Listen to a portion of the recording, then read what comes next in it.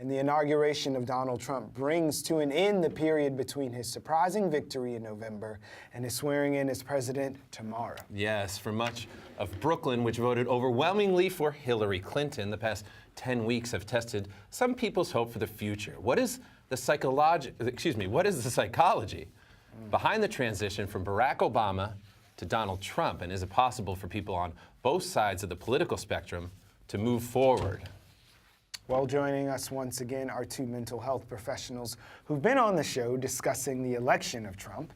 Dr. Susan Birne-Stone is a Brooklyn psychotherapist. Thanks for returning to BK Live, Doc. Thanks for having me. And we're also happy to welcome Dr. Richard Zuckerberg. He's not a dentist, he's a Park Slope psychologist. Welcome back to the show, sir. Thank you. Thank you both very much for being here. Let's start with an overview of this topic.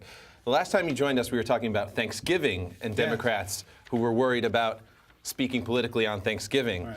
What is the inauguration doing to these people? In other words, what symptoms and kind of disorders, maybe, do you see in Democrats that are dealing with the inauguration? Well, I can give you just my own conceptual framework of what's going on here. I'd like to break it down into sort of two aspects, really. One has to do with loss and saying goodbye. I think transition is the key word.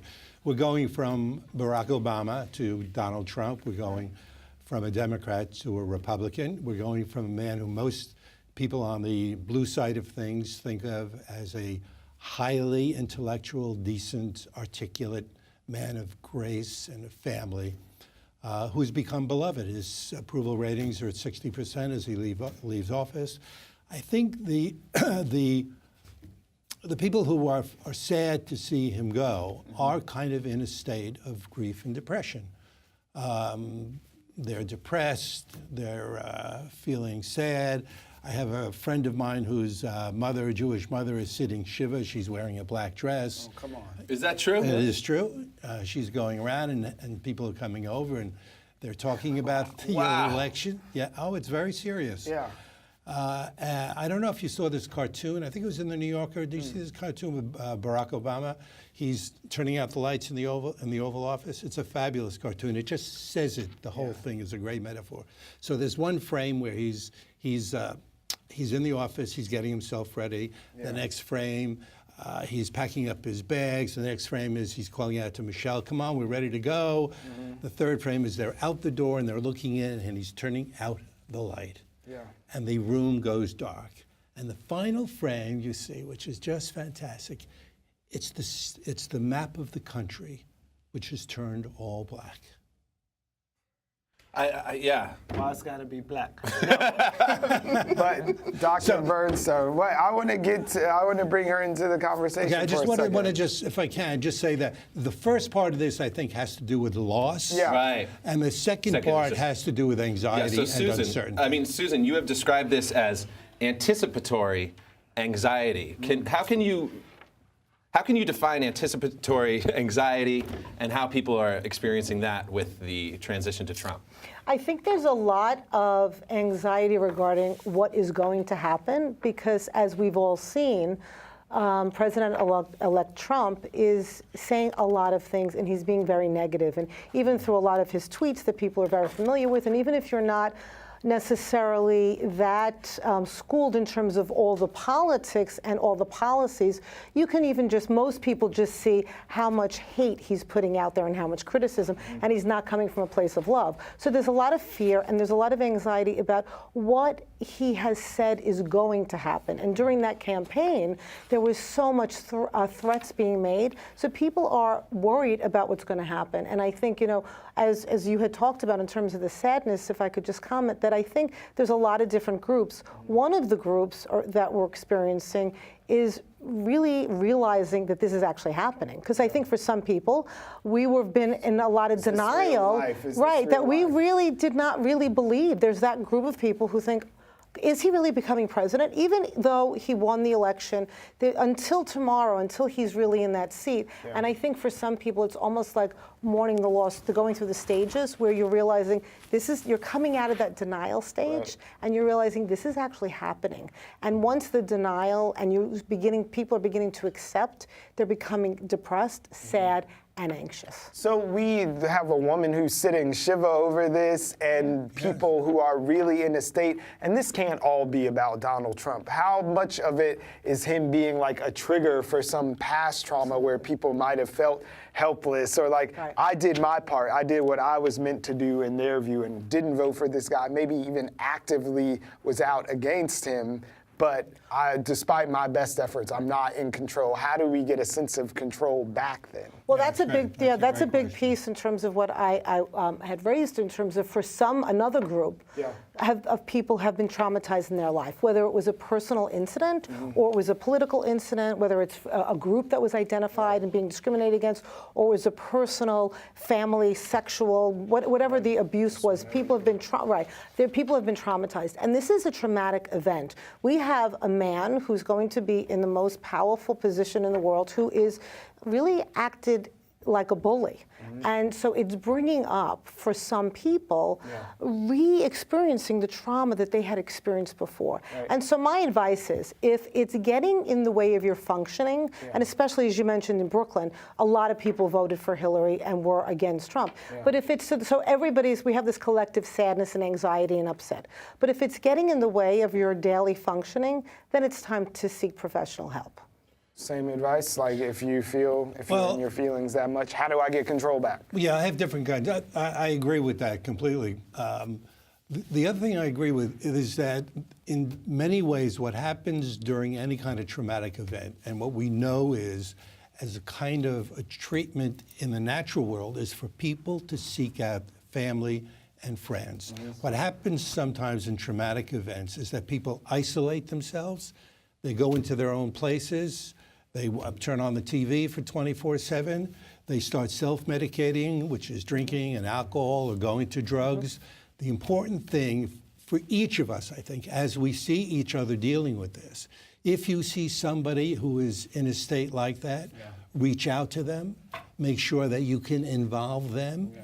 And I think what's happening when you talk about the vulnerable, there are vulnerable groups out there who may have been traumatized before in different kinds of ways, that these are people who feel themselves to be vulnerable and to be powerless. And I think that part of the agenda for all of us in this situation, and to come out of mourning, to come out of grief, is to be able to turn powerlessness and passivity into activity. Look what's going on just in the city in the next 3 days. People are taking to the streets.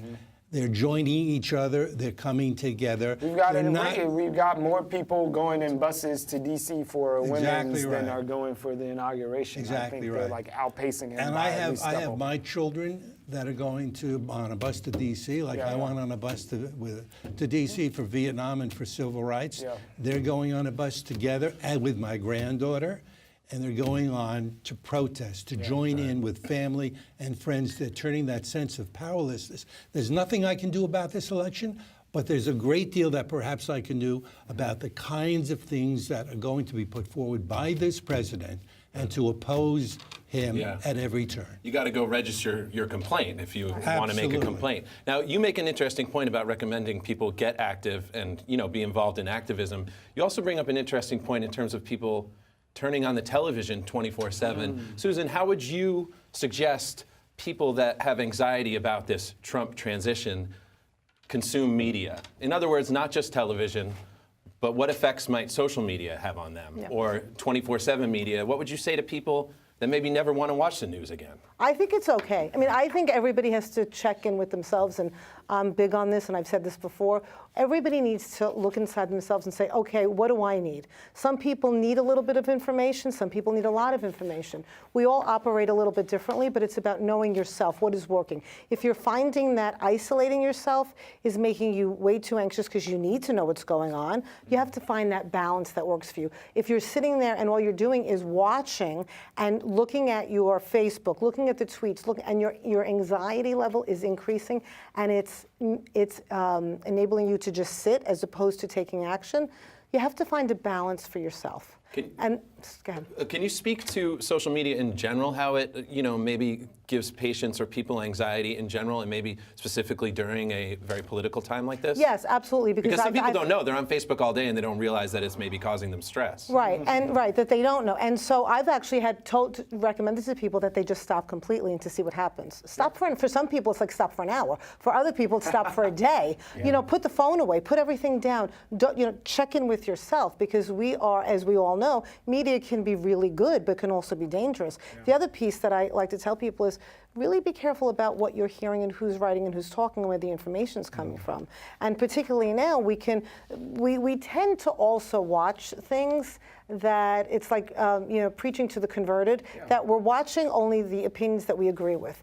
And the other piece of advice that I would give to somebody is to listen to somebody who's different, because that's the other big piece now, is that I think it's very critical. It could be dangerous that we are doing what we are upset that's being done. Because what Trump is doing is very negative, and we have to be very careful to not also perpetuate that negativity and to be empathetic. Dr. Zuckerberg, I'm going to ask you, and split this up. We're in our last 2 minutes. A lot of people are in a tizzy and really in their fifis about this, but Barack Obama seems to be going high, and like he is setting some kind of example, like not being divisive. He extended his hand. What can we learn from President Obama that can help us go through it? Great question. I guess a lot of people saw his farewell address, and everybody, I think, was taken by the maturity that he showed, by the optimism that he showed, by the hopefulness that he showed. I think he represents and always has an important model for us now as a citizen to the rest of his citizens. Join me in trying to make, this is our president. We have to try to get behind him, get behind the spirit of kind of, let's see what happens. Maybe he will have some good things to offer. Even if he's just our president for one more day. That's exactly right. Susan, we could try to make it maybe the best day for the United States. I actually would like to borrow something that if you saw Michelle Obama's interview, and what she talked about was, when they go low, we go higher. And that has really stuck, and I think that's what we need to do, because people are going really low, and he's hitting buttons, and the lower that he goes, we need to be even higher. Thank you very much. When they go crazy, we stay sane. How does that sound? Would that agree with that too? Right. Thank you, doctors. That's medical advice. There you go. Doctors, thank you very much. We will have you on again to talk about this. I'm sure people will be dealing with more anxiety, at least Democrats that were for the other candidate. We appreciate your input. Thank you very much for being on BK Live, of course.